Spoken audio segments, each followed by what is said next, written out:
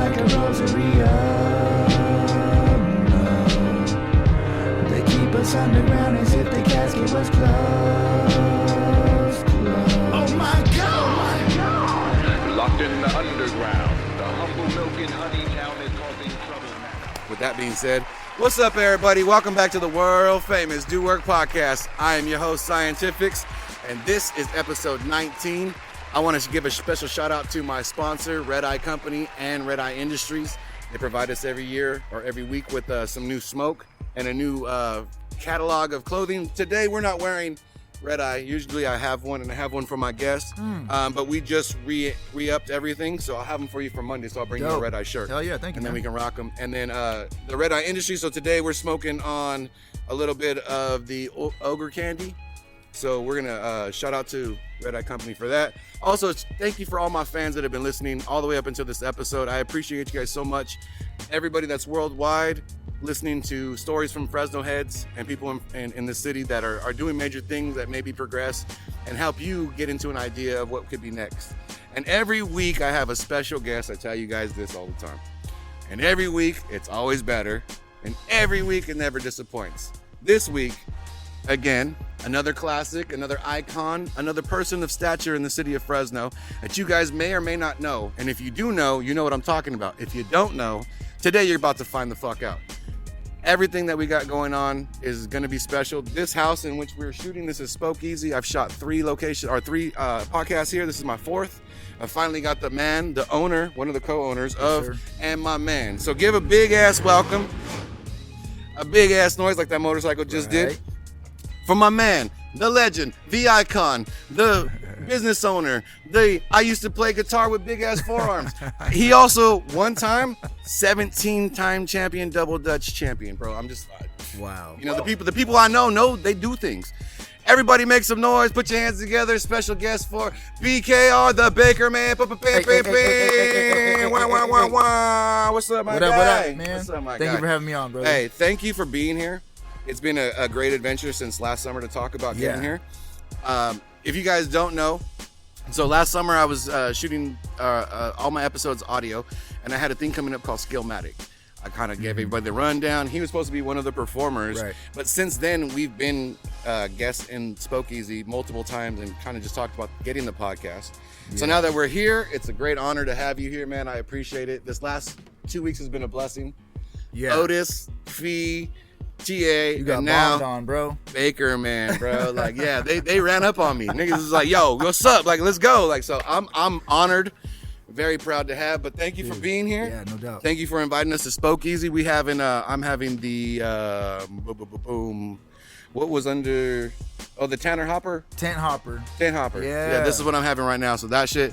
And the last time I was here, I always give you guys. I got a little baby glass. So whatever we're sipping on, we're gonna let you guys know. So when you come to Spokeasy, located, where's the address? 1472 North Van Ness, Fresno, California. Come down. The parking's a little weird because they switched it up in the front, but park on the side right there by the building. Come in. We're in the neighborhood. Talk to Jared. Talk to Jacob. Tell him what's up.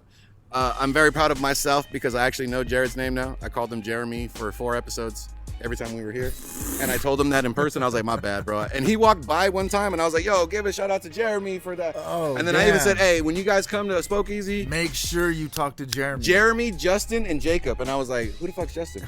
You just made. Yeah, I'm making up people. But anyways, employee. Right? Hey, he might be. But thank you for being here. I appreciate it. It's been such great spot being in Narnia. We've been in Narnia 3 times now. Yeah. This is our 4th. We've so proud of you guys being able to achieve the overcoming of this summer and getting Narnia back open. Yeah, it was a lot. But for first and foremost, let's just start off with this. Tell everybody who you are, what you do, and you know what they can expect from you. What's your name? I know I told them. Let them know. It's the Baker, Fresno, California, born and raised hip hop artist, known Scientifixxx for many years. I'm happy that we get to work together finally. Yeah, totally. On something. Been back at it in the music scene since just about 2018 now. Okay. I stepped away for a few years. Yeah. Life. Kids. Yeah. Yep. Yeah. And kids, yeah, kinda. Actually, just trying to get. He's like, not really. I mean, I didn't have them yet. I don't really pay attention. I think I got some. I mean, I got them now. yeah. But yeah, I need to get my shit together, bro. I got to remember where they're at. Yeah, I couldn't have them yet. No, I feel you. Yeah. No, because we know each started other. with hip hop, and then I went into like you said, I did get rock. into the rock. Yeah, because you were with Lion Records, right? Yep, we had the hip hop joints in the band. Shout out to John Holiday. John Holiday. Yeah. And everybody that was there, we did shows at Zapp's Park. We did a couple of them there. Yep. I threw I think 3 or 4. You guys were there present for that, and that's where we initially started off on. That place doesn't even exist anymore. No, sadly. If you guys know, you know. Zapp's Park used to be dope. It was a little spot, little baby spot next to a Chinese restaurant, and had like a horse head on the outside. Probably housed maybe 30 people, maybe 40 people. Legally. Yeah, and we would have that thing packed out, bro. Like 150 people. Oh yeah, they were parking lot happy. In the front and the side, all lit up. Yeah. So go ahead, continue. My bad. That's all I got, bro. No, I'm back. No. I stopped at that point because right. after that, I just like. Yeah, trying to expand a little bit more now. I got a little bit different vision these days. Yeah. And grasp on the way the industry works and shit like that. So. Yeah, being grown will do that to you. Yeah. That's good because I took a break from music. My purpose was I had my daughter, but during that time frame, I had my wisdom teeth pulled and I had my jaw broken. Oh shit. And I was wired shut for a few weeks, but when they removed the wires, my voice sounds like this now. It sounded like this when I would be kind of sleepy. Okay. But it got an octave lower. So everything that I performed sounded way different. Yeah. Because my voice naturally, hold on. So when I perform, my voice is more like this. It's not as bassy. It doesn't have so much treble in it. But as I'm doing that now, I can feel a pull in my neck from my tongue sitting. So when I naturally calm down and don't put out any effort, my voice sounds like this now. That's your normal voice now. That's my normal voice now. And this was like waking up in the morning or like almost nighttime when you get sleepy. Sure. And it's like, all right, yeah. So I took a break because of that, and I couldn't really find my voice again. Like it was hard to. Wow. So I just recently I got back into music, but the podcast was like 2018, 2019. Yeah. Is where I started picking them up and going, well, I got to use my voice for something, you know. Use this sexy voice for that thing, you know what I mean, girl? You know what I mean? Good mics. Yeah, and the good voice. But no, I feel you because you take a break sometimes, especially when the way Fresno and hip hop transitioned in 18, that it was like a good time to take a break, reevaluate. But what you came back with, everybody was like, yo. The assassin is back. Like, dude, now honestly, like when you posted that thing about there's gonna be the next artist that's gonna be big, it's gonna be a Latin rapper. Yeah. And I felt like that really spoke to Fresno more than anything because I want to say 70% of the artists in Fresno are Mexican. Right. Like the rappers, everybody trying to do the thing. Right. Because a large majority of people come from the east side. And the west side, so the music of that nature is those caliber or those races of people. I don't even want to say those races. Yeah, I know. It's always weird. That sounded weird as fuck. I was like those people. No, I'm talking about, but just in Fresno, there's kind of like a number system, and all the rappers that we have, the like TA, Omar, Otis, everybody else, like they're one in a few in the east side. Mm-hmm. You know what I mean? And totally. It's like because them versus everybody else, there's like 90 MCs that are Mexican. Sure.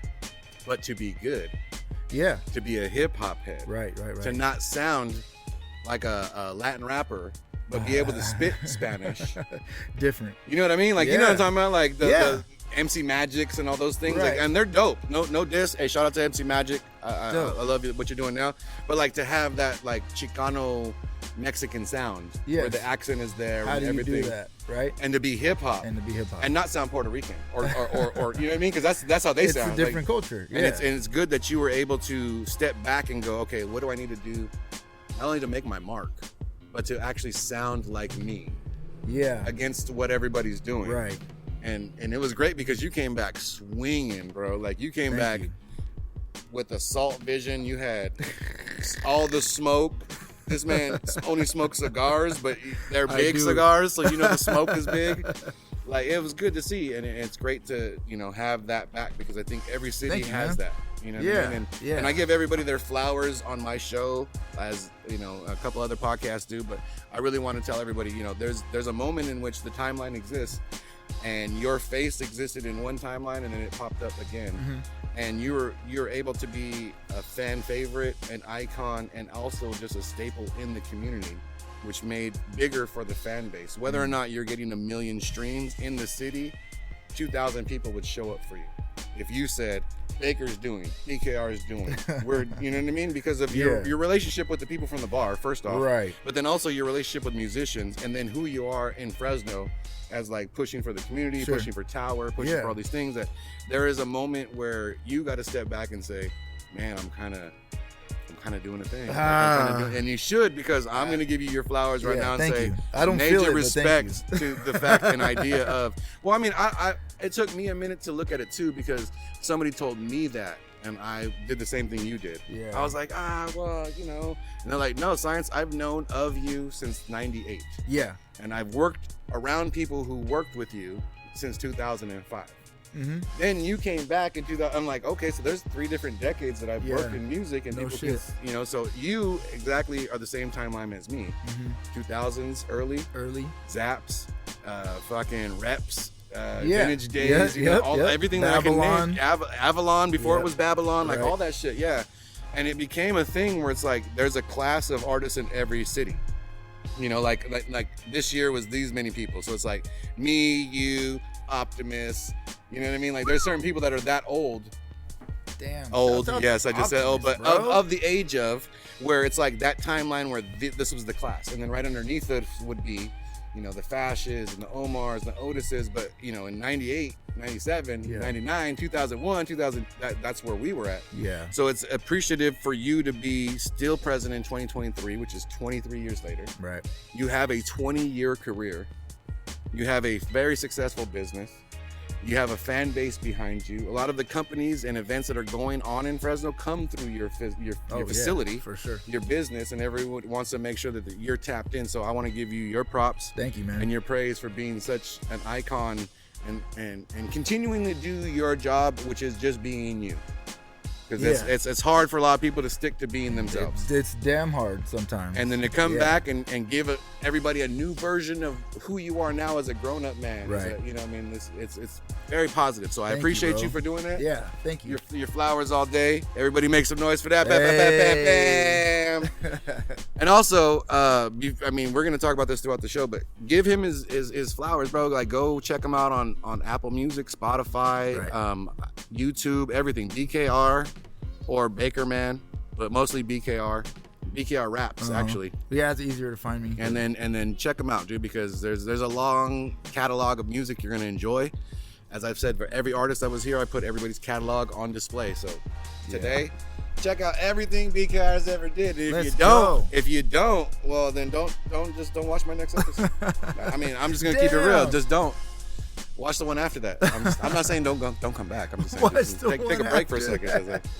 Actually, watch the next one because I got Chef Rob coming up. But you're gonna need to watch that one. You're gonna need to watch that one. But yeah, so boycotts. So we talked don't about cancel Scientifixx. Yeah, don't. Hey, and we talked about this earlier. I think cancel culture is gonna be like that middle child. Like everybody after them doesn't think that, and everybody before them doesn't think that. So they're just gonna be this group of people that just like move through the world and just kind of dissolve as cancel culture would. They're gonna cancel themselves out because nobody's gonna agree with them later on. You think it's just gonna cannibalize? Like you know how they did the cannibalize. Yeah. That's a great way to put it. Yeah, kind of like how boomers were categorized and Gen X were categorized, but we grew. There was a large number of us. I think that the generation after them are gonna be less cancel-y. You know, be more like us. Yeah, because they got 90s vibes right now. They got like 80s. So the mentality might be like, we don't need to cancel everything. I mean, you don't need to cancel everything. How are we gonna enjoy anything? You can tell people when they're being disrespectful, but totally, and that's real as fuck. But like to be that middle child of we don't like, and then everybody's like, well, we do, and then you just kind of gotta get older with it. Yeah. We had this conversation. Funny way to look at it, though. Yeah, because it's like middle child syndrome. It's like no one's ever gonna pay attention to what you have to say. You're just gonna always have that opinion. And then it just goes away. Yeah, it just goes away. Like, okay, that group of people are just over there. Yeah. But yeah, so let's start from the beginning. Okay. So you started rapping or getting into music or influenced by the arts by what age? We're talking music. talking anything. When you started like, if you My could whole draw, poetry, my anything whole like. fucking life. Yeah. My whole life. Like I started off like writing a lot of stories when I was a little kid Okay. and drawing the pictures. Jacob the Wizard. Hey, yeah. just Jacob the everything. King. Make up cool stories and then try to draw crazy pictures. Yeah. I liked drawing a lot more, and then my dad was like a mobile DJ. Okay. So I was always. What was his name? They went by Street Sounds. That was your dad? Yeah. Hey, shout out to Street Sounds. I remember that my Uncle David used to kick it with one of his boys. I think his name is Ralphie or Punchy. Something with the IE at the end of it. It was like the group circle. Older gentlemen, you know, they I mean, you're talking about my. I'm talking about they back started in the 80s. it as like, a business, Yeah. like 2 years before I was born. Yeah. As a So legal business. and so we're talking about the 80s is when they were So, popping. 83, 80 to 85. Yeah. I was born in 85. And my uncle was like, you know, I was born in 80, but he was like a couple years older and he was in the vibe. So he was like, oh yeah, we got it. So all right, yeah, shout out. I had a unique, like, shout out to my pops. Unique kind of situation there because like I was always around music. I was always going to the record stores with them. I was helping them load their trucks up before I could even lift. You had crates in your hand before I couldn't even. They were too heavy. Yeah, but you had crates in your hand before. They were too heavy. But yeah, exactly. Got me that Mary Jane Girls. What? I don't know. The one with the 3 girls on the cover. Oh, I know which one that is. 100%, bro. I fall asleep in the coffins because we would be out late. Wow. That's a music head for you. Yeah. I fell asleep in the coffins because it was just big enough for me. You had to be, I mean, they would get home. They would be done at 2. Yeah, that's a totally Mexican family. Like, if we're going to keep partying, go ahead and fall asleep wherever you're at. I mean, he was getting paid. No, he was because honestly, I know who he was, and I know that he was out here in the city. So yeah. Yeah, so that's like its own thing. So to me, that was like more normal. Music became your life. Now I understand that's a little bit different. Well, you understood the hustle and the grind at that point. Well, you didn't find it out till later on, but in the moment being in it, you're like, oh, this is what it takes to get shit going. Yeah. Like, oh, it's gonna be 2:00 in the morning when we get home. It's just what you do. But he only does this certain days. Yeah. Like Tuesday, Wednesday, Thursday, Friday, Saturday, Sunday. Like, all right, we gotta go. Right. Yeah. You gotta load the truck. But you start realizing at that point or later on in life that like, okay, this is a musician's life. Yeah. What time in life did you start going, all right, you know what? I think I might do the man dance. Like in middle school, I might jump like in. 7th, 8th grade, I was like, I loved hip hop, and I mean, it just was always around. So this is like what, like 2000, like 2098. This was like junior 98. high. 98. Okay. And I'm like, damn, you got some good shit then. I'm the kind of guy that's like, if it's something that I think is cool, and I see somebody else, another human being doing it, then I think, well, I can figure it out. If you can figure it out, I can figure it out. It ain't that hard. Yeah, I mean, not to be, that's a statement where it's like, if you could do it, fuck, I could do it. It's not calling you stupid. It's just saying, if you figured it, I figured it. We're us people, so I just was like, oh, I just want to try to write. Then I just started trying to write rap music. Okay. And was it like? And my dad already had a crates full of instrumentals. Yo, fuck yeah, because you got B-sides all day. Yeah. So because all he bought was, I mean, that's the kind of like another like kind of like flip flop downside from how I listen to consume music. Because there was never a full album. No, never. All we had was the singles. It was the single. Yeah. But anyways, that's an aside. No, but I mean, I'll tag into that because I technically make playlists and like artists, and I can say honestly 1000%, there's people that I love. I've never heard their whole catalog. Yeah. Or I've never even heard one whole album of them. But every album they drop, I'll listen to something, and I love them. I'm like, oh, when they drop a new thing, but to listen to the whole thing, so I know exactly what you're talking about. Yeah. But also with that, it's easy to call me out on the B-side. Hey, so what's the second song? Shit, I don't know, but I can tell you about the beat. Right? I can tell. Hey, that motherfucker bang. No, but it's funny because when you said that, I feel the same way because I grew up where we were crate digging. There was J&C House of Records still. There was still Warehouse. There was all those things that did have the singles. And my friends were trying to be DJs, so I grew up around a large collection of records, not necessarily like DJs like you did, but just everybody had records. Yeah. So when it came down to getting singles or getting like that, we had a shitload of them, so it was easier to start rapping. Yeah. Because you didn't have a producer friend. you had all these instrumentals, you had all these B-sides. So it's like the Alcoholics or the fucking early MC Ren, or it's, you know what I mean, whatever's out at the time. Yep. Like, you know, their B-side is the instrumental. It's instrumental for us to and freestyle acapella, too. So I can understand how when you started writing, it jumped in quick to like, oh, I got all the singles I want. My dad's got the I could B-side, play them. like, That was cool. Another thing that was kind of influenced me, like in like a weird like equipment wise, was this dude that was like a neighborhood dude got a hold of my pops when I was like real young, and he had him come to he was using his DJ equipment to record in our garage. Yeah. But you can plug the headphone jack in and record into the mixer. Well, no, they had mics. No, I know, but I'm saying But yeah, like, that's how I found out about that. Yeah, being the same way. Yeah. So I was like, later on, I was like, oh wait, I remember a few years ago, somebody was recording in here already. So I kind of like, pick up tricks. I was like, okay, wait, I can put this together just at home. So I started recording really early. Yeah. Like I started recording in 8th grade. Yeah. In there, learning how to record and doing that kind of stuff into a tape. Mm-hmm. Into a tape player. Old nigga. Yeah. Oh my! And then he said tape. That nigga said tape. No, I'm just playing. No, that's how old we are. I remember tapes. Right. Yeah, if you know what tapes are and you remember them, remember putting the little fucking toilet paper in the top part. So Hell yeah. Okay. But go ahead, keep going. Yeah. Or even having the pencil to rewind them, or even taking a tape that was cracked and then removing it from one case, put it in another case, and actually lining that bitch back up, and it worked.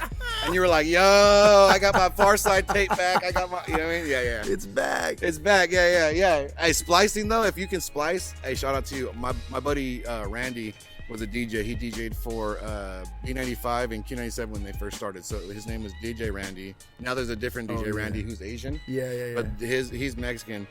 He's actually changed his name to DJ Rectangle, like DJ Rectangle. Tight. And he would do like a fucking 14-hour mix on reel to reels, and then go through the best parts and splice them together, and they sound seamless.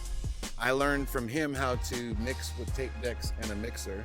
Dope. I learned how to cut vinyl from him because he was, you know what I mean? So that the little tricks that you had the opportunity to have a whole DJ equipment in your house. Sure. Like, oh, I know how to record on this. Well, I mean, You see the splicing, you see the thing, and you go, oh, it's not that hard. It's not that hard. You just have to be exact. you just got to be good at it. But it's not that hard. Like, yeah.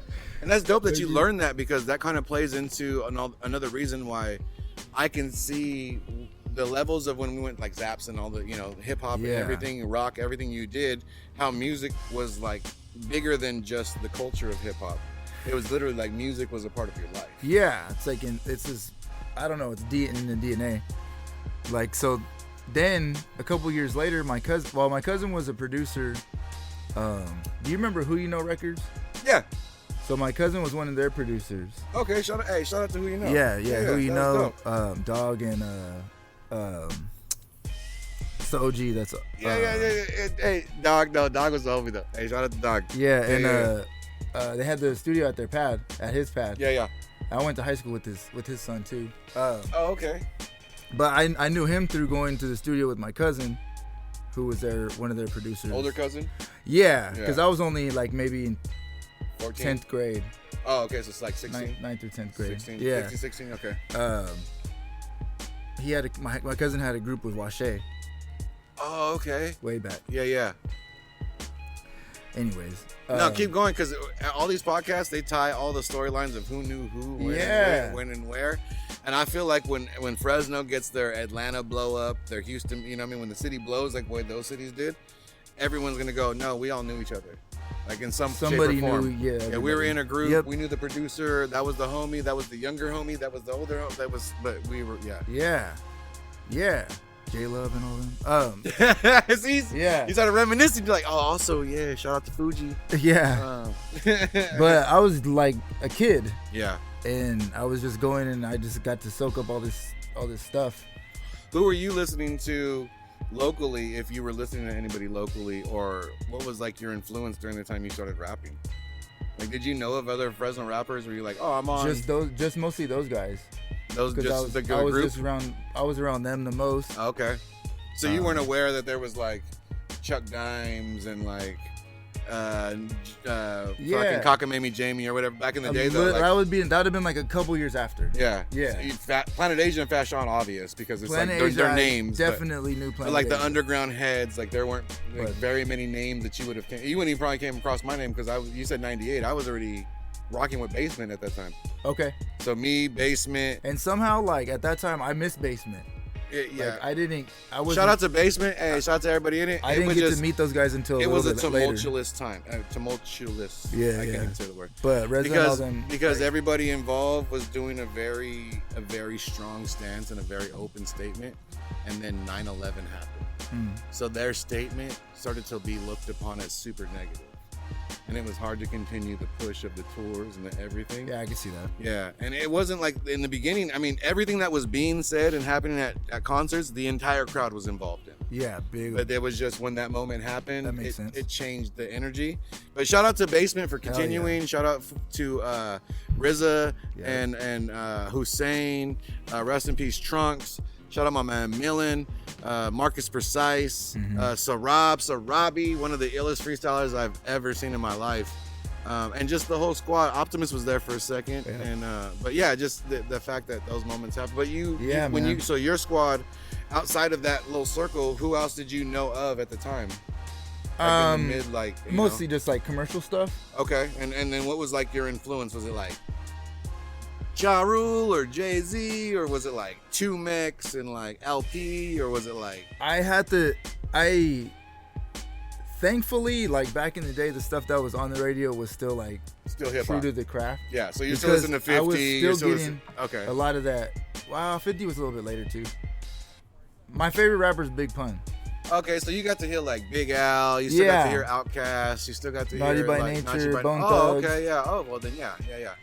I mean, 98, because it's only like a few years. Like, yeah, okay, that makes sense. It was all right there. Like, I don't know why I'm giving you a 10-year gap. Like, 10 years back when you had to. No, it was in that. Yeah. Yeah, it was still pretty much. It was like, a lot of Ja Rule. Mobb Deep. A lot of Ja Rule. I feel you. Ja Rule started coming in. Yeah, Ja Rule did get heavy on the radio, but I wasn't I'm joking. super. The first album was kind of cool though. He was like, "Where that first is album? Ja?"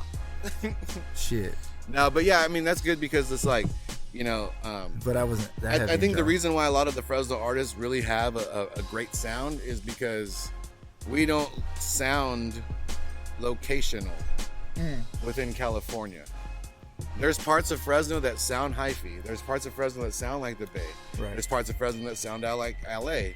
There's also that super weird ass chunk of Fresno that sounds New York. Yeah. That is so hip hop that literally I was a part of it and I still can't explain it. How big the New York influence of hip hop hit Fresno, and we owned it. And we've always owned it. We've always give hip hop, the culture itself, its most props because we've had some of the biggest break dancers come from Fresno. We've had some of the greatest artists and graffiti artists come from Fresno. Shout out Nis.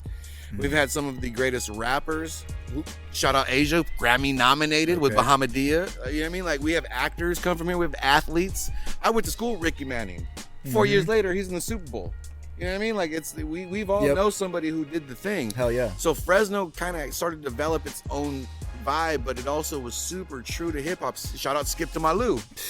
You know what I mean? He was in Fresno State. Talk about the East to West connection. Exactly. Shout out to fucking Paul George who came over here and then went there. Shout out to Sean Stevens who played, you know what I mean? So we had a hip hop and athletic and cultural awareness, and it was very different from every other city.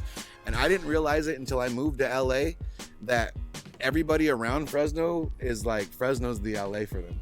Like if you live in Merced or Visalia or somewhere, right. You're not trying to get to Bakersfield. Yeah. You're not trying to get to Modesto. You're trying to get to the Bay, or you're trying to get to LA. And if you don't get there, you're like, I'm gonna go to Fresno. I heard it's popping in Fresno. Yeah, I heard get something going. So it's good that you had that environment where it's like super hip hop, but then your dad's a DJ. But then at the same time, you're hearing your group of Fresno hip hop heads. Yeah. And you see hip hop in a way, because the way that you give it today, I can give you this. I've only heard one other artist that I could even remotely say you kind of, and that's hard to say because a lot of artists. That's cool, man. You can hear their influences. You can hear a lot of influences, and I wonder who it is. Oh, thank you, Tree. Silk the Shocker. That was beautiful. No. Vanilla Ice's second album. Right. No, Tumex. Oh, okay. The way Tumex is That's able tight. to deliver something and break a cadence, and you don't think he's gonna land where he's gonna land. And it's also your landing is, to me, in Fresno, I gave TA you got the Lil Wayne kind of. Oh, and I gave dope. Otis, you got the kind of like. I can see that. You like Otis is like Killer Mike. Oh, okay. The fee to me was like Scarface. Like, you'll always say he's dope. You'll never say he had a whack album, but it's hard for everyone to say I slap that all the time, but everybody slaps it. Like, if he comes with something, it's gonna be hard. Yeah. And then you can't deny TA's the it. Lil Wayne.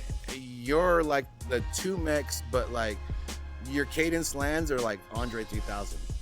Because you go here, and then you'll drop a half a bar, land, and then land over there. So it's like, you know, when somebody does a cartwheel and then does a backflip right after the, you know what I mean? Yeah. It's like quick. It's like, oh, I didn't even expect that. You do those. So it's great that we have those influences in Fresno to be able to recognizably go, I get that. And other hip hop hits, all the world, the United States, you know, everybody else, to hear it and go, I like that because it sounds like.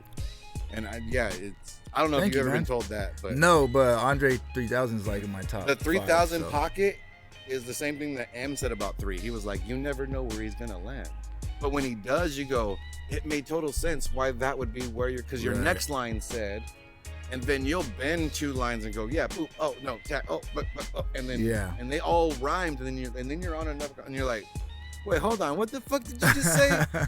And then with the Tumex thing, it's like, you got this, like, you're speaking to the person. That's something I had to work on. Yeah, like, but you're I'm glad that you're speaking. saying that. That's cool to hear, because it's some of those things I actually work hard to try to get to. Yeah, and that's what I'm saying. It's very unique to say I can only pinpoint 2 things about your entire flow for it to be related to all of hip hop. And not to say all rappers you can go, oh well, you sound like you. No, I'm saying to be unique.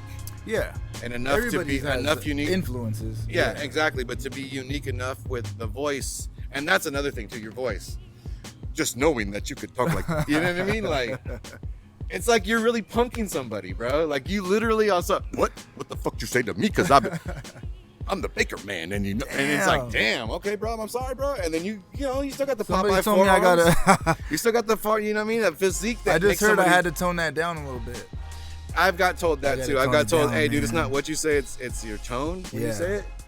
And it breaks the message down, and that's why your voice brings that message across so much stronger. Because if you're like, yeah, it's the Baker man, wouldn't sound like, yeah, it's the Baker man when I'm doing, and you're like, oh shit, sheesh, you're punch me in the fucking face. I'm taking your advice. I'm just saying, as a fan, he knows because we played it. That shit comes out raw. And he said at his wedding they played your shit at his wedding. Like, yo, what's the music? Hey DJ, you ain't got no Baker in your Serato? That fool's performing at the wedding. See, you know what I mean? That's a blessing High right there. honors. And that's very high honors. My man got married. Shout out to Bird Stash, Junk in the Trunk. We had them on episode 15 right after Brendan Freeman. And you know, if you guys saw it, you guys know. But if not, this guy's a huge example of Fresno hip hop as well. Breakdancing, being involved in hip hop, and doing everything we talked about on the episode. But he shows this man so much love and a lot of things that we brought to the table. And every time we come through, I show him love too, because it's like, I've known you for so long. Like I said, there's only so many of us left in the scene that are doing, that started off at a certain age or a certain time frame, that are still not trying to be that old guy holding on to being cool in hip hop. Like, we literally are being effective and giving somebody something and still providing. I'm really trying to not be like an old hip hop dude. I think I just still have something different to offer. So, well, as young men, we're not really old. But but in the scheme of like fucking your perspective is the way the music scene has gone up until this point. I would say it's a little bit different now. So that's why I don't feel so corny. Well, I believe you, because perspective is what we liked hip hop for in the first place. Yeah. And so now it's back to that.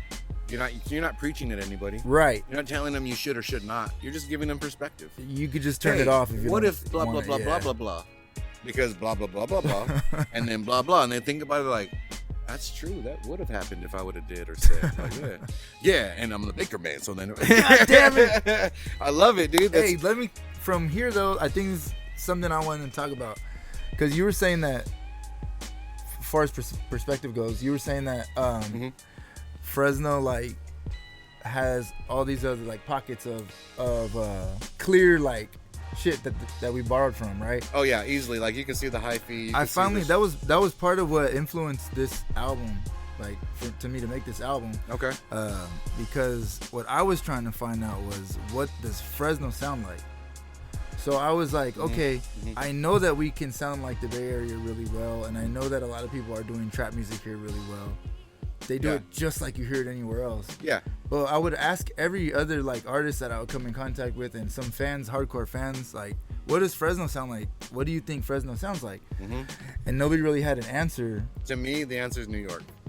Yeah. What Fresno sounds like. But like if you were, but not to say it sounds like. I mean, I agree with you. It's so hip hop. It is so hip hop. It's hard to understand. I agree with you. Like it does have like a ton of like raw hip hop, old school hip hop energy, New York hip hop energy. Yeah. But our perspective is got to be different. So like, how do we make that? How do we make that into a sound that somebody can look at us from LA and be like, oh, that's that Fresno shit. Like that's what that sounds like. To me, I feel like that's what I went into going into the album. I think that's what we like. I like that too because every single one of your songs on the album had not a preach feel to it, but like, you know, when an uncle sits you down and says, hey bro, let me talk to you real quick.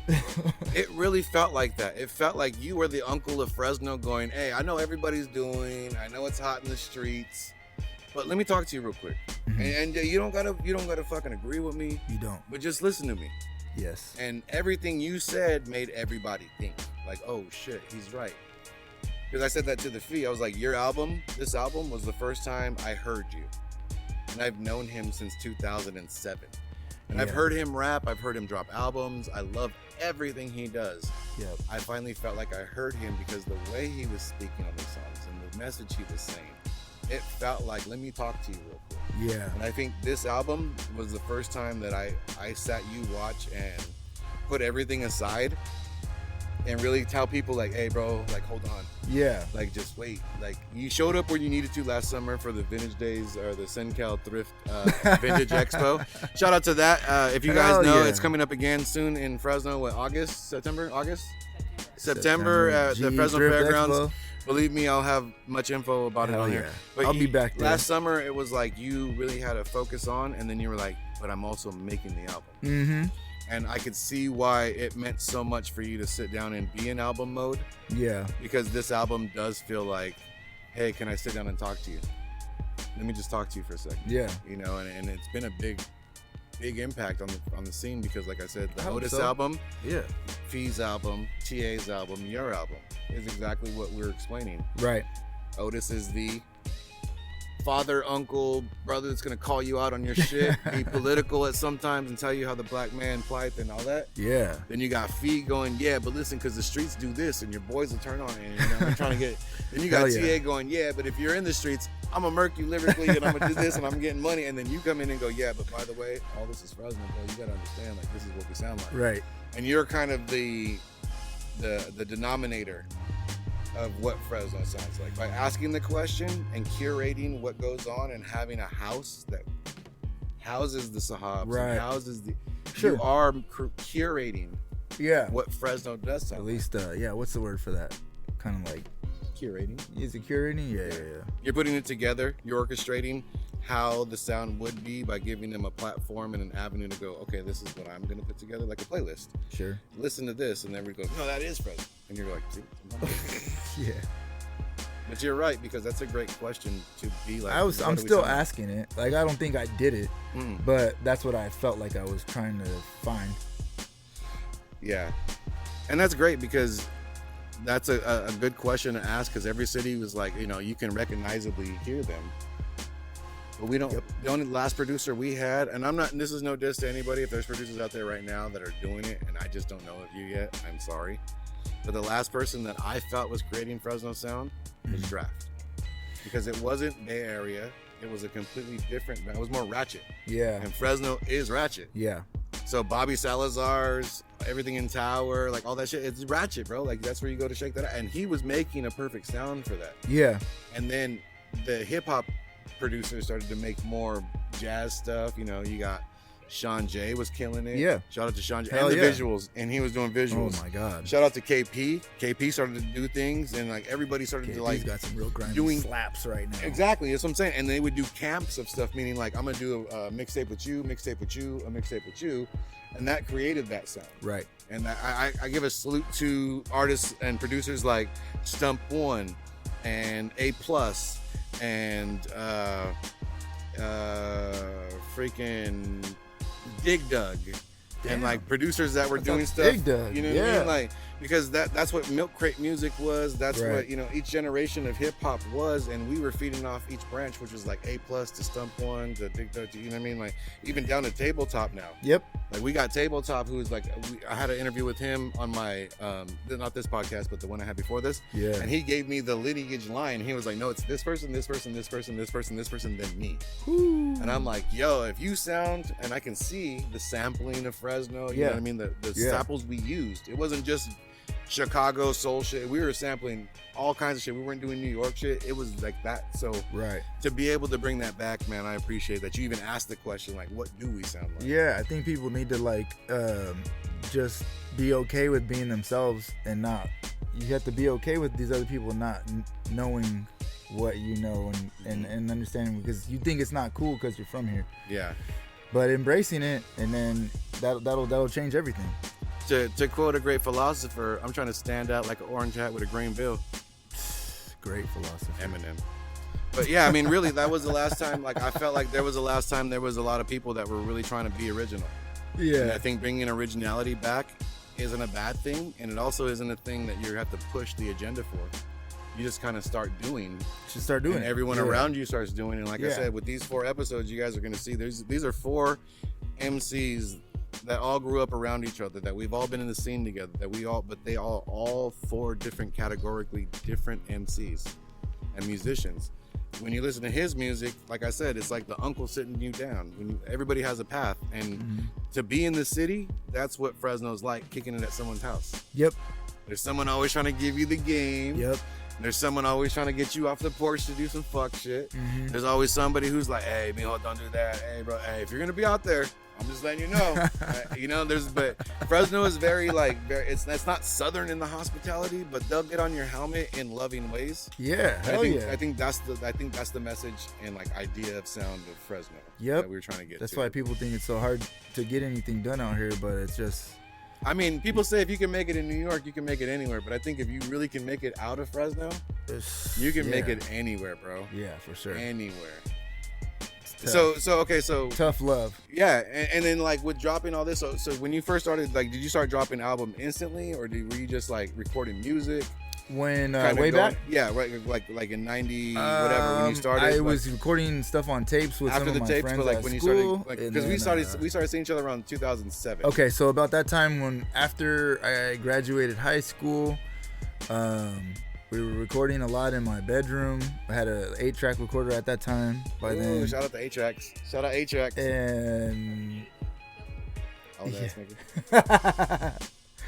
and so what were we doing at that point? We were able to just burn CDs and just kind of passing out tape, just passing out Mixtape type stuff or type singles or shit whatever at school.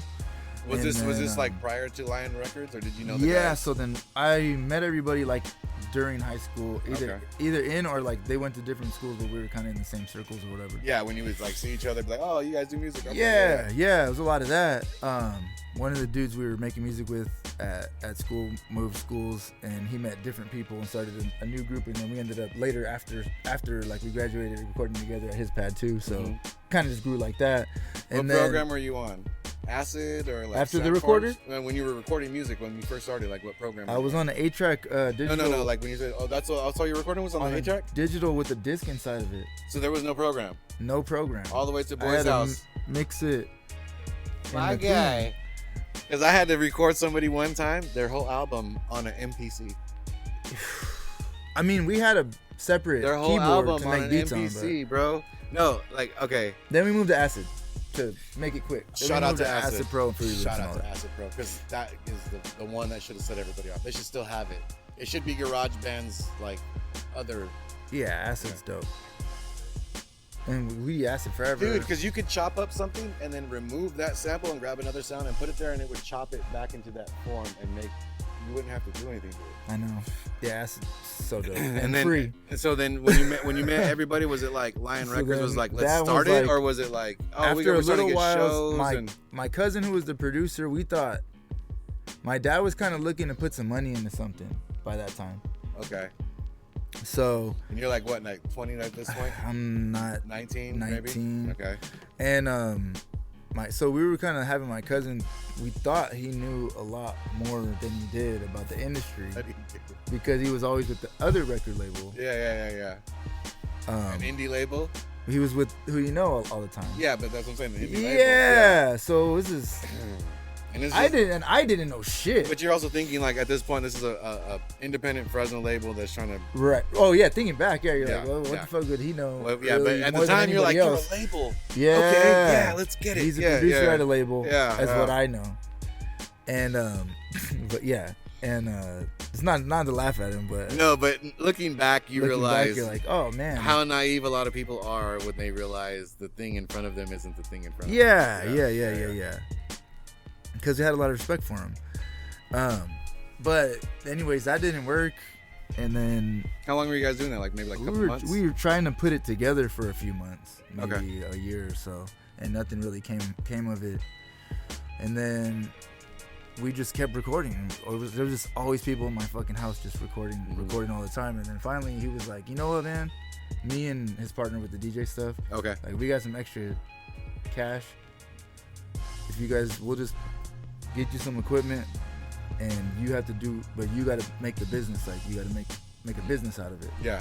trying to set Or me up. fund it. Because I wasn't really doing it. You know, like I was kind of just fucking around all day. Yeah. So he's trying to help me get somewhere. Be serious. About something. Yeah. Look, you're out of high school. Yeah, you guys bro. are rapping all goddamn day. This is great, Do right? something with it. Do Yeah, something. yeah. So here's a couple bucks, and we went to Guitar Center and bought like real recording equipment. Okay. And I talked to, and I started a real business, and then I had another dude that we knew that was in a rock band in high school that we were really good friends with. His family had just let us build a recording booth in their garage, Okay. Nice. like a whole band, pretty fucking big booth. You never saw Banks's old house, but Banks from Biggs and Banks. Yeah. He had we built the garage? in the garage. Yeah, It was soundproof. Oh yeah, you did. You went in there one time? I No? did. Yeah, you did. Yeah. We did the second show. That picture that we took with everybody in the front.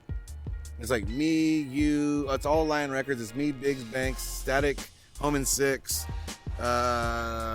Dude, I gotta. Suede. I don't remember that picture. Suede. I'll show it to you, bro. It's Suede. Suede.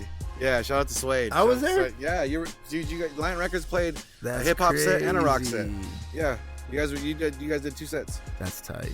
and it was the night. It was supposed to be some chick's birthday, and I DJ'd her birthday for 20 minutes, and then she let us have our show because they double booked us. Now. And I played Supersonic, and DJ Narsty was there, and he looked at me like, "What the fuck?" And I go, "Watch." I went from Oh, Supersonic wow. to Lady Gaga, Just Dance, and he was like, "That's not gonna work." He's like, "Nah." And I go, "Watch." And then I'm Supersonic like, and then you hear kind of creeping in, and then it worked. All the girls were like, "Oh!" Yeah, I people looked at went him. off. I go, "What's up, bro?" Shout out to Narsty. Shout out to You remember that Narsty. night? You remember that night? But yeah, so yeah, go ahead. Yo, that's crazy, man. Yeah, you were there. We Okay. took that picture, and then we went to Bank. But I the gotta see that studio picture. having the Yeah. same thing, the vocal booth being able. His mom was like, "Go ahead," and we just Right. you know, Yeah. drywalled some so shit. we had. and, I was off. But Yeah. I also didn't know what I was doing, so I tried to get some books and like talk to people, but building a studio for dummies.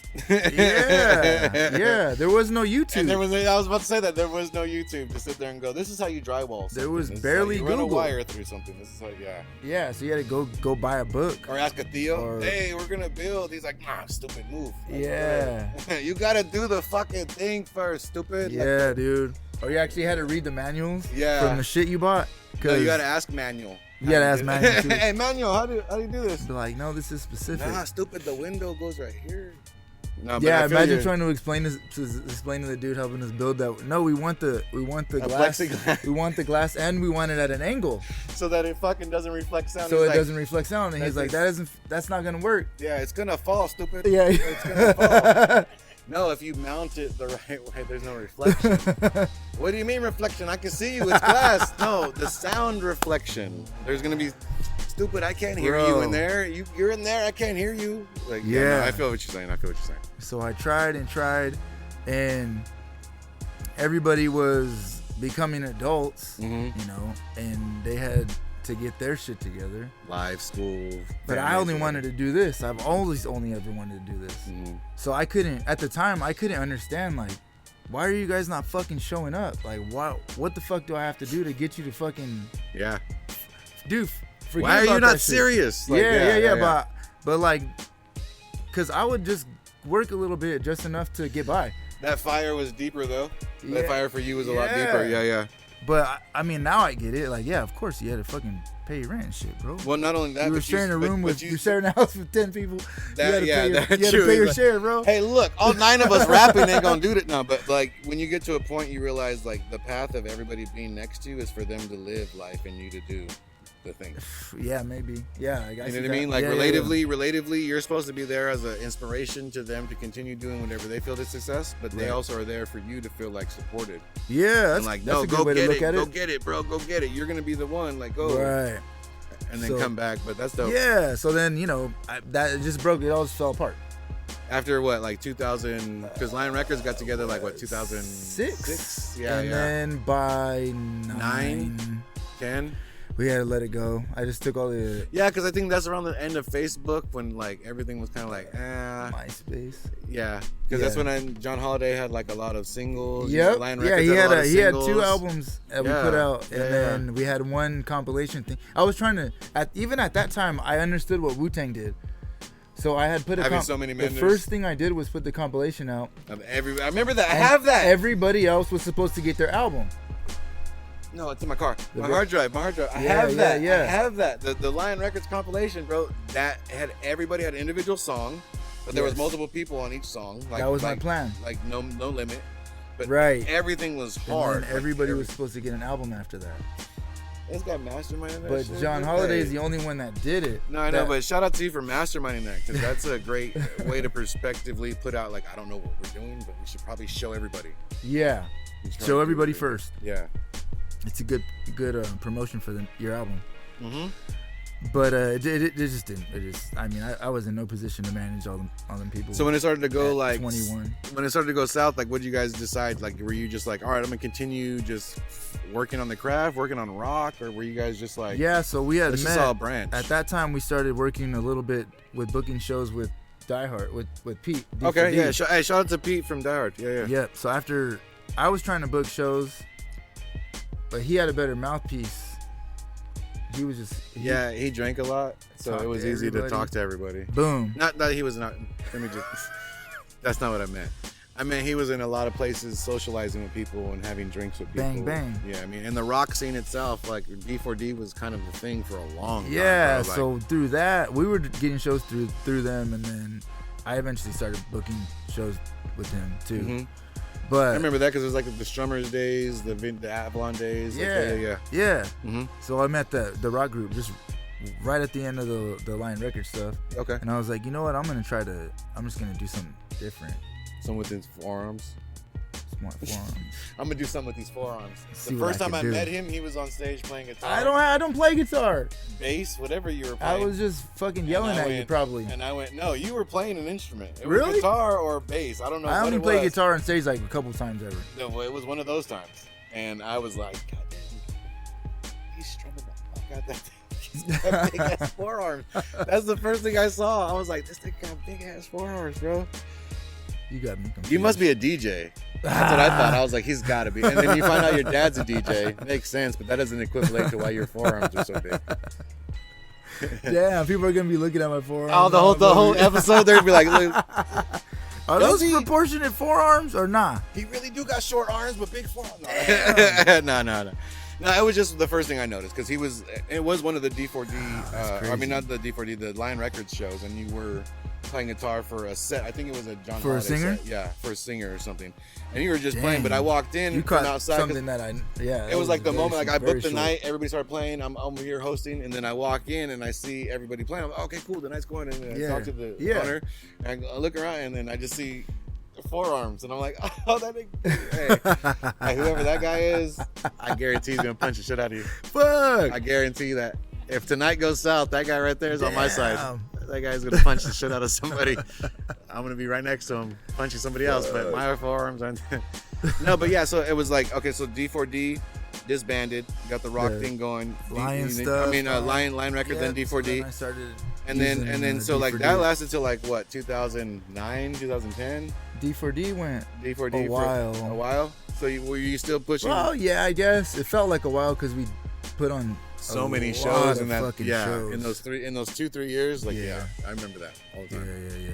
And then so when it broke And then down, by the time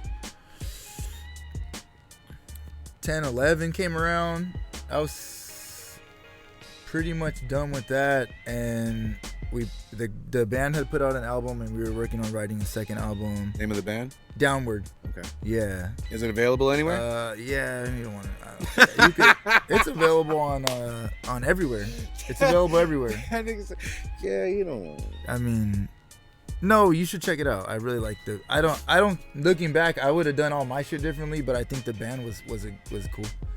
They were good. I can see that. Okay, I'll take that. I'll take that. the one Your that would personal be- choice of what you sounded like. I get that. Yes. Yeah, because it sounded like the band. Well, I mean, They're dope. we made music. It was noise that wasn't no.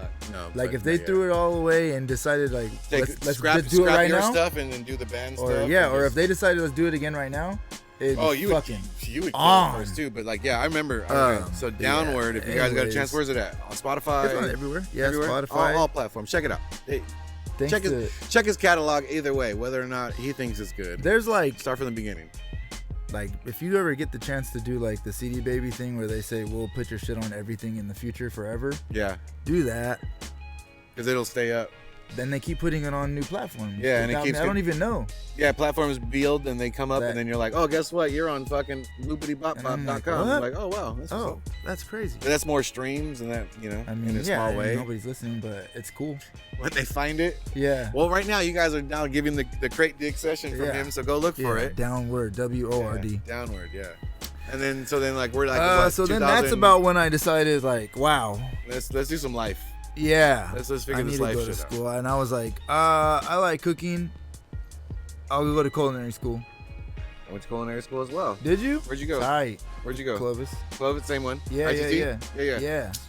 Did you have the two chef dudes with the fucking weird teeth, the little skinny ass dude, and then they Chef probably- Mary? So it's the same dudes, bro. Probably. Yeah. I don't. Remember. Shout out, hey dude, everything that you learn in that school, bro. I learned how to cook more than I knew how to cook. My grandmother and my uncle were chefs, so I kind of got the gist. Yeah. Cooking in an environment. Oh yeah, please. You can walk on the camera. It's all good. Yeah, you're good. You've been here before. Junk in the trunk in the building. Junk in the trunk. But yeah, it's like being in that environment, you get to realize like, damn, dude, like some shit really isn't as good as it is. Meaning like it's so prepped. Right. And then when you go to a restaurant, like, damn, this tastes fresh. You as a chef now know why it tastes that fresh. Yeah. Because they literally are using fresh shit. Right. You could tell the difference. Dude, I've had to sit there and crack 180 eggs into a bucket Yeah. so that we can use them for the week and pour them into omelets and all that shit. Like, how fresh does that really taste? Oh, COVID sandwiches? What's a he's on COVID God. sandwich? What, was he handing out COVID in the sandwiches? We had to stay alive. You were slaking sandwiches? Yeah. What kind? Uh, You were making them? paninis. You were Yeah. making them? Oh. Paninis. What were you putting in them? Oh, you can't give out the recipe. I would just make shit up every week. There was no recipe. Maybe it's a Cubano. Maybe it's a Yeah. panini. Maybe, I like People it. just showed up. Maybe it's a Reuben that's just pressed. I like that. Even had that dog wish for the dog's birthday. Hell yeah. Hey, dude, that's dope because I went in 2019. I just kind of like I didn't break. I took a break from music in 2016, Okay. and it, like I said, with the voice thing. And Yeah, the teeth thing, yeah. So it took me a few years to figure out, okay, what am I doing? Video? Am I doing That was the thing That's that I dope. jumped into. Wow, I didn't know that. Yeah. We can sit down and cook some shit. Yeah. I'd love to have a like not a cook off, but just a cook. Like, let's just cook out. Be like big ass old school aunties and just cook some shit and make everybody go, God damn, y'all cook this shit? And be like, yeah, man. Yeah. Mustachioed and tattooed. This shit tastes delicious, don't it? Man. Salt Bay a little bit. Mhm. But yeah, no, that's dope that you did that. And then it was just life after that. It was just kind of And then I got married and oh, congratulations. Thanks, dude. Congratulations. Yeah, hell yeah. yeah. Shout out to all the married people in the building. Yeah. He said, yeah. Yeah. Shouts out to all of you guys. You should have did a little bit more enthusiasm, but I'll edit that Shouts out. out to all I'll of you edit that guys. out. I'll use the first and then I'll cut it. It was a funny thing to shout out. That's all. I was like, No, shout out to married people because I've I didn't know interviewed- where he was going with No, it. I interviewed a couple of artists, clothing line people, my buddy Joshua and his wife, and then these guys and the Orange Limner and Bookish. And it's like, you know, when you sit down and you see a couple and you're like, the dynamic is like, you know what I mean? Yeah, Like, you yeah. get the dynamic and the dynamic is present and it's like it's kind of weird. It's one person. Mhm. Like it's two Yeah. different personalities of the same person. That's dope. So if you got married, you realize I see that's what you're my saying. person. That's my equal. Like, Yeah. she gets BKR. She gets Alright. Jacob. She gets. You know what I Yeah. mean, like, there's nothing about the nothing You're right. that she's gonna be like, what? Shouts out to the married people. Yeah, that's why I say shout out to married people, bro. Like, you guys get each other. You know what I mean? Yeah, And no, that's a and she's beautiful like thing. crazy supportive. That's a beautiful thing. Of most everything I do, but she's also crazy honest. So Shout out to if the I'm stash, if shout out I'm to the doing stash. something stupid, she fucking Oh, she'll call you on that Yeah. shit real quick. yeah, for sure. But like as your friend and not be like Yeah. naggy, like a nag. Right? No, it's just Hey, why are you? Hey. You're like, hey, bro. Hit you with the bro. Hey, Yeah. bro. I don't want to say this because between us, but my nigga, like, what are you doing? What are you doing? you stepping like right now. You stepping weird, bro. Like, you're acting real weird right now. Right, Hella sus. right. Like, it's just like, oh, you got all the 14-year-old slangs, huh? But that's good though. You know what I mean? And, Hell and yeah. especially doing what we do, there's always got to be an understanding towards the fact that this isn't a dream. This is now our reality. Mm-hmm. You know, at 14, 19, 22, it was a dream. Yeah. When you get to 25, 30, 35, and you're still doing the exact same thing, and it's growing, it's progressing. I mean, it's Sure. taking its time, but it's progressing. This is a reality now. This isn't a dream. Like, I'm not living a rapper's dream. I No. live as a musician who is a rapper. I own a business. You know what I mean? Like, these Yeah. are the things that exist. Yeah, it's hard to- I'm going to find a person that goes, yeah, you are. That's dope. Yeah. Totally. That's totally That's dope. it right So there in shout a out nutshell. shout out to you and your girl. Hey. So then you got married, and then what? Like, kind of lived the married Live life a little bit, and then made some BKRs. made some BKR babies, one or two. And One then- or two. and You then don't know about the second one? And then the other two came after 4? 4. Ooh. One or two before I had a. Oh, Before is I this had for me? Oh. before I got back into music. And Hey, then- shout out to them for the fun. huh? Right? But yeah, 4? God damn, that's tight. Yeah. So I'm doing this. Blessings doing, on blessings on blessings, Doing bro. That's dad dope. shit and trying to do music shit and trying to do work shit at No, the same time. and when we connected, like every single time we talked, I really respected the fact that you're like, look, this is my schedule. And I'm like, no, you're good, because you have to understand, I have this, then I have my media company, then I Yeah. have my clothing company, then I have my daughter, then I have Yeah. my girl, then I live in Atwater, so I drive all the way out to Fresno, then I have my fam in Kerman, then when I meet up, it's not everybody in Fresno wants to be like, hey bro, you're in town? Boo, boo, boo, boo, boo, Right. boo. You know what I mean? So I get it too. Sometimes it's nicer to But talk with people that have a lot going on, because you understand, like, okay, well, we'll make it work And respect the schedule. and respect the schedule. And universally speaking, like I said, we tried to get together last summer, and it's great that we had this conversation now because we have enough time to sit down Yeah, and totally. really vibe it out. So with everything building up, like when you guys got this, so when did you walk into like, let's get Spokeasy? Like when, like after life was happening, like did you just kind of get decided, or was it an opportunity that kind of like your boys were like, yo, my guy, like there's a The craft beer thing was kind of like my personal like subculture to the music stuff. Like Okay. I always Wait, like I don't was tell me doing- you made beer too, I've made beer, yeah. because I made beer too. Yeah, okay. I had a Did we I had- just become best friends? dude. Do you want to do karate? Yeah. Let's go, bro. On him Fuck yeah. and battle her, both of us. No, I'm not gonna do that. Ah, Yeah, I don't want I that want smoke. the smoke. Crown Vic is crazy. Machine Gun Crown Vic, aka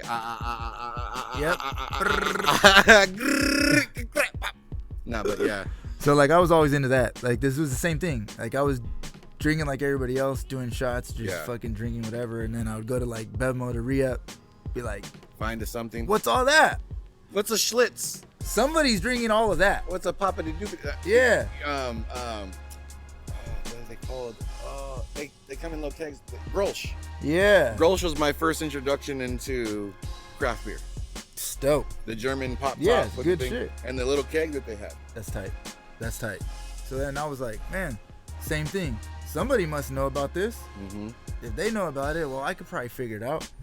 And then I just started like learning more about that. That's gonna be the name of the episode because you said that 3 times a day. Like Right? if they figured it out, I can figure it It's out. nerd shit. Hey, I'm gonna be like episode 19, BKR. Oh, I can figure it figure it out. If they did it, I can. But that makes sense because that's how So- I approached it. I was like, oh, all you got to do is these 4 things to do a thing. Let me sit down with the Fresno Warthogs. Oh, you did? Yeah. Tight. So Hell I joined them, but like 2007, Those are cool 8, 9, 9. And I had already started making my beer, but I didn't know it was good. I thought it was good. You know what I mean? I made a Mexican beer that tasted like Beans or what? A flat Corona. Oh shit. Then I added weed to it, and then it tasted like a decorated Corona. You're ahead of your time. Yeah, a little bit. And then I made an ale into a lager. No, a lager into an ale, and it was an 6.2 initially, so I called it a 6 Deuce. Tight. But then I made it an 8.5, and I called it Moose Knuckle. Wow. So if I can make it again, I can bring Moose Knuckle to Spokeasy. Me and you can sit Pause. down and make. Pause. Super pause. We can make it, and then we can bring it to the table. Like, hey, for Thanksgiving outta or here? whatever. You guys out? Hey, guys. All right, man. Hey, you guys. Yeah. I appreciate these guys. Hey, shout out. Go follow Orange Limner. Go follow out Bird Stash. Go follow Junk in the Trunk. Go follow Bookish. All these guys. They weren't here. All of them were here, but that was Stash. Some of them were here. Bird Stash and Junk in the Trunk, but they all were on the last episode. So go follow them. But yeah, so yeah, dude. Like it was good to get into that. Yeah, that's dope. And like now that you're into this, so how did it get introduced to like, okay, let's go, Okay, so then I was just like into it, learning about it and trying going to breweries and yeah. I mean, it's a fucking stupid to say it's a hobby. You're just drinking all the time. But I was trying to learn Find about the it. best I was trying to stuff. learn about it. Yeah. But it doesn't sound stupid when you're like one of those wine Right. connoisseurs or Hell whatever the fuck, yeah. where you're like, this is a 1945. Uh-huh. All of a sudden. And now you can be like, this is a IPA howling crawling wolf or what? You know what I mean? Like, Oh yeah. yeah. But yeah, so then with the culinary stuff, I started cooking at a cafe down the street right about the time this place opened. Mhm. Nah, a little bit before this place opened. And then I started coming here because I was like, oh shit, there's finally like a cool craft beer spot in Fresno. That's small enough to be like a spot. A real spot. Mhm. And then they knew their shit. The original guys that owned it. And after a while, one of the guys was going on a long trip. And I became friends with the owners kind of. And one of the guys was going on a long trip like for a month. And the other guy was like, man, it's just me and him. He's like, I know you don't bartend, but you know beer. Mhm. Can you, on your off day, like just give me a hand? Mhm. And then like kind of reluctantly, because I really never bartended before. And you're like, I don't really want to sit here. I had a full-time job, so I was like, Yeah. but it sounded kind of fun. So I did, and then I like it was tight, and then I stayed for a while. When the guy came back, I kind of still stayed on the schedule. Did you ever work at the sports bar over there in town? I work right next to it. Yeah. Okay, so Yeah. that's where I first, because I thought that was Spokeasy when everybody I first worked right said, next oh, door yeah. to that the Cafe Corazon. Yeah. And everybody be like, oh no, Jacob works at the spot. And I'm like, oh yeah, okay, cool. And And I that's pull up. where people started calling me the baker. That's tight. Yeah. Okay. See, now you got the origin story. Yeah. Yeah, so then the guy came back and they still gave me like some days. And then he was like, you know what? If you just want to like take most of my days, And it was about the same time that cafe was kind of like Taking a dive. fast. So Damn, that sucks. yeah, so I was like, you know what, this might be like a little Because bit a studio, of like a tower spot that goes down. yeah, it was yeah. internal stuff. But still, like when this was like on, you know, not on a risk factor, but the fact that it Yeah. was like, we might, everybody's Right. like, no, you better not. Yeah, so then- yeah. I ended up coming over here full time over the course of like, you know, months. As I kind of phased out of the other place. Mhm. And then I worked here for since from 2014 till last year we took it over. Has it been that long? Yeah. When When you were I at the first started, because I know. I was but still over there, too. I'm thinking over there. No, but when you stopped over there, because I went there The and end they of were the- like, "Yo," and I pulled up and I was like, "This isn't Spokeasy," and they're like, "Nah, bro, Spokeasy down the street." Yeah. And I go, "Where?" And they go, "Oh, the car wash and the liquor store." And I was like, "There's nothing right there. There's soap factory." And they're like, "It's next door." And I Yeah. go, That's the bookstore. No, dude, right next door in the middle. That was like that one door. Like, yeah, and I was like, you're like the Tai Chi place? yeah, that's what I thought it was. I thought it was the Tai Chi place, and I was like, nah, that ain't it. And then I actually stood in front of the door the first time and was like, because the blinds were You're closed, like, only because it was like sunny. Yep. And I was just like, and I opened the door.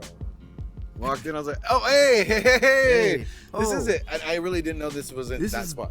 Yeah, I thought it I'm was exactly that where I'm supposed to be. But like, okay, Yeah, so man. last year you guys took over, so it's you and who? Yeah, so got Is it you, Jared, and Justin? me, Jared, and Justin. Me, Jeremy, and Justin. Me, Jeremy, and Justin. No, Mike is the other guy. Mike, Jared, And then Mike, and Jared. Yeah, Mike. meanwhile, the guy that had gone on that trip a couple years after that, he sold his half to the other guy, Mike, different Mike. Okay. And so he was the sole owner for a while, and then so we ended up taking majority from him. He's still a small partner though, but he moved away. Silent partner. Yeah, Involved and just, he's involved. He still helps out a little bit, That's good. and he comes to town every now and then. But we just It's you three mostly. us all the time. That's another beautiful thing.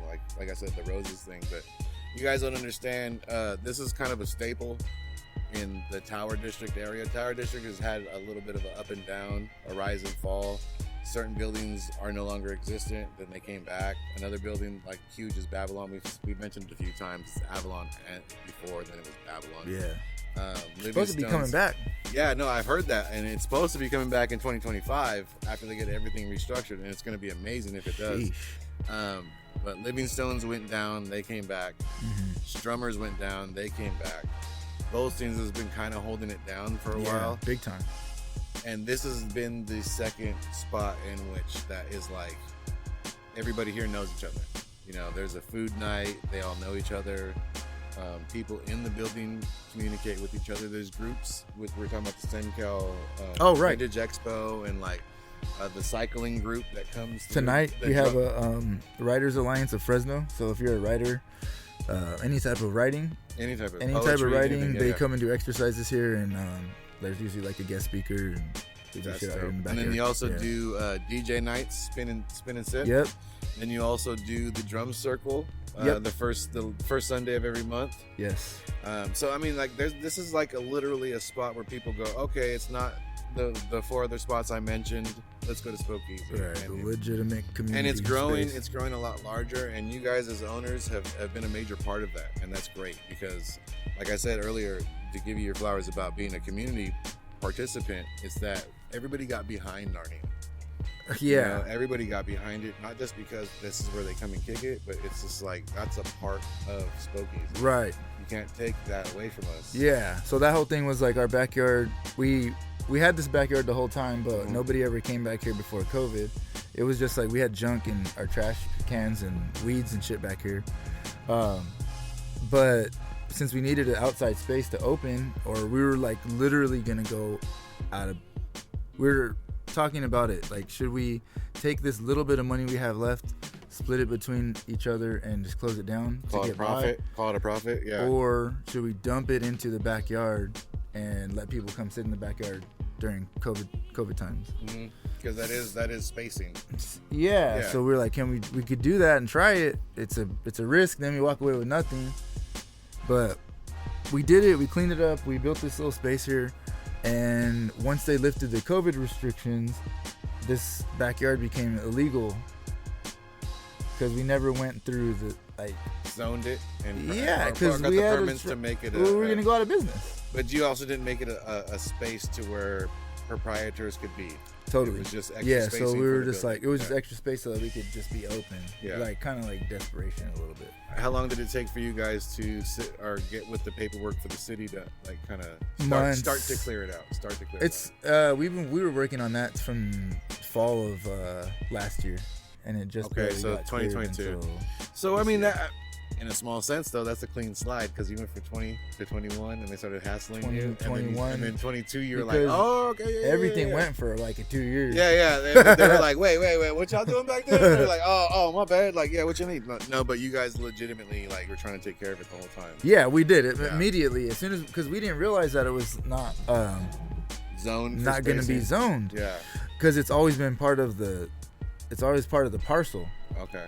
But this part of the piece of land was not zoned to have customers on. It's supposed to be for storage and trash. And we didn't know because it was always part of it's on the. Yeah, you just figured, we got a backyard. We're going to throw something in the backyard. Yeah. They got something in the backyard. All we did was open the door. Yeah. But yeah, it wasn't the case. No, it wasn't. Well, I mean, that's good that you guys got everybody behind it. Yeah, it was dope, man. 2020 huge didn't really support. take that big of a hit. Yeah. I know we were joking about the 2020 sandwiches. You know what I mean? But it didn't exist. But to get Mandela effect. Never panini anything. Nah, we never panini nothing in here. Never. But yeah, no, so So, that's Gabe? dope. But yeah, so we're going to take a break right now. I got to use the restroom. Be up with this beer. But you guys come right back. This is the world famous Do Word podcast. I'm your host, Scientifixxx. This is my man, BKR. We'll be right back with that.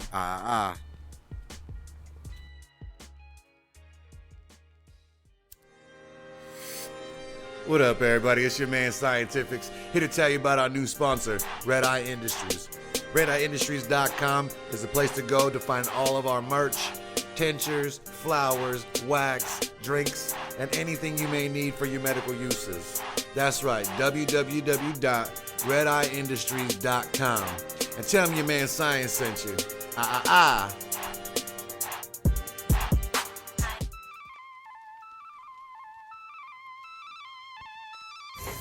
Corona's Goods. Hello, everybody.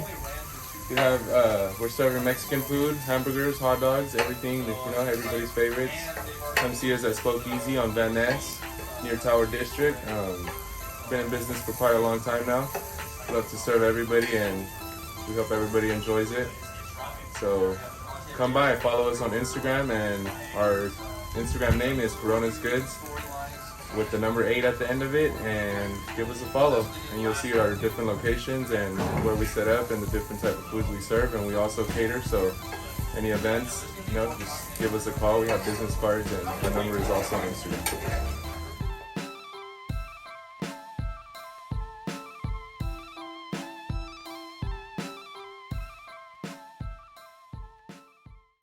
Hey, what's up, everybody? Welcome back to the world famous Do Work podcast. I'm your host, Scientifixxx, back with my man BKR, and we're about to give you guys just a quick rundown of everything that's going on at Spokeasy during the next month or so we can guys give you a heads up of like all the events you can come out and check out. Also, what is coming up in like the brewing section, which kind of brews you guys have got, because I know you guys spotlight shit, so give my man the platform to go ahead and talk about what days you guys got. Man, so throughout the week we've got various food trucks and food pop-ups. We got one setting up right now behind us.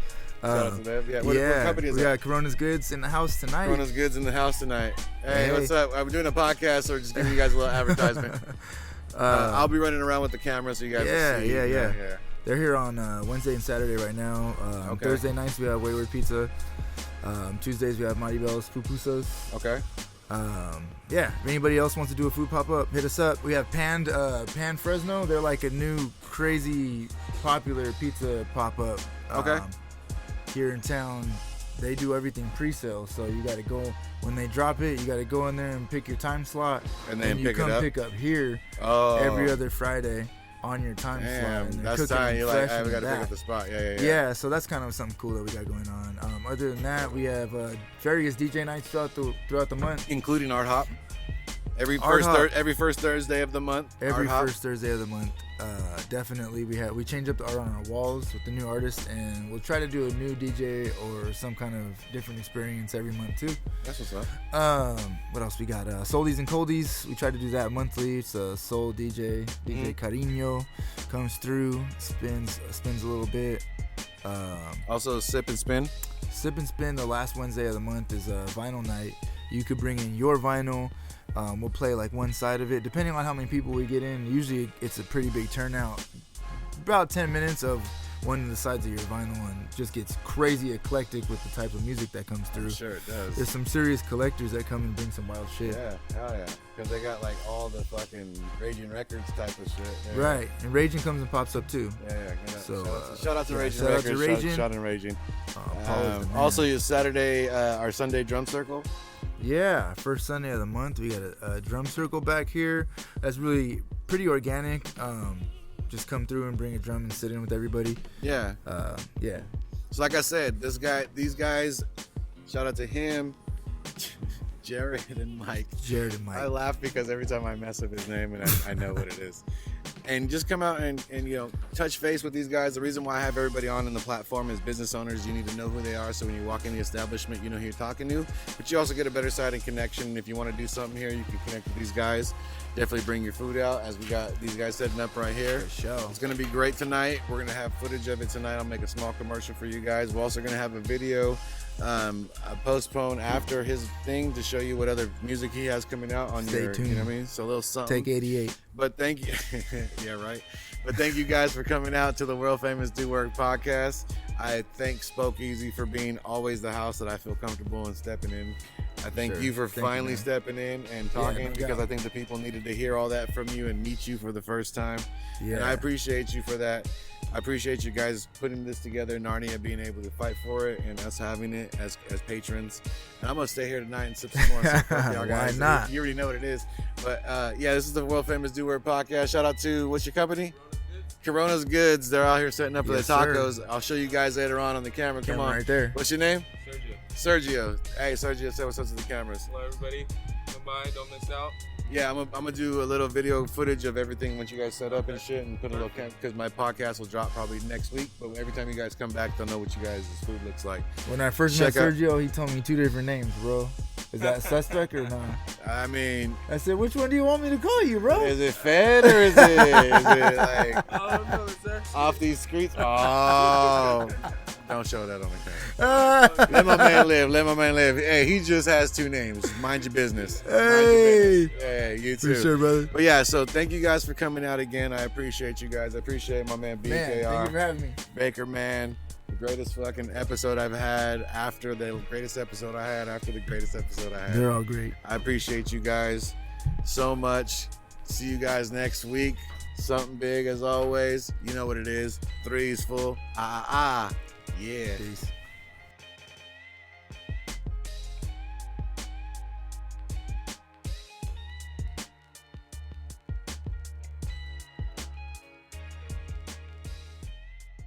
I can't take it anymore. Check. Baker, man. Shouts out to Do Work. Thanks for having me on, yo. The more I'm told my style is unique and can't replicate my flow, the further I get pushed out of your reach and even less in vogue. Inside my sessions, those sentiments is less apropos. I step up to the spit screen and deem the best that has ever wrote. Jostle the woke. If you dozed and nodded off, what kind of monster to the chunk out of the grizzly? Gnawed it off, it's finished. Tie the ribbon, loop the bow and nod it off. Flow too cold to keep the street side, is the volume up? Probably not at all. Rhyme with the widower mission, Natasha Romanoff. Mind is stone vision red, which in turn what you marvel off. New rhythms, cadence, zero gravity, somersaults. Super local, cloaked in custom culture cloth coveralls. Stay on my bullet points like the flesh of competitors. Vetted my message, let the travieso enter the tete-a-tete. Convulsive conversations cause audience epileptic fits. Dirty money, clean hands cause record highs in the triple digits. Top the security bank building with my penmanship. That's Fresno Mount Rushmore. Shut the fuck up if you question it. You're free to have opinions. The cost what you leave exposed. Elbows and assholes. A common trait. Kissy face got the brownest nose. Snapping it something fatal. Stack on a club one table. Dap up my man's Mario from Fresno to Valparaiso. Willfully ill and able.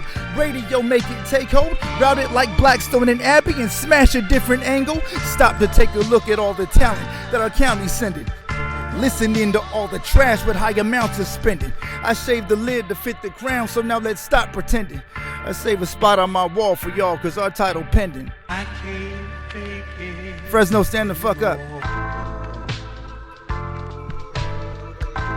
That's what I'm talking about. Thank you, brother. Shouts out to Seisito. Seisito. Green, big green giant energy. Your boy the Feezy. TA the handful. Otis Reed. Your boy Scientifixxx. Bird Stash in the back. Reporting live from Spokeasy Public House.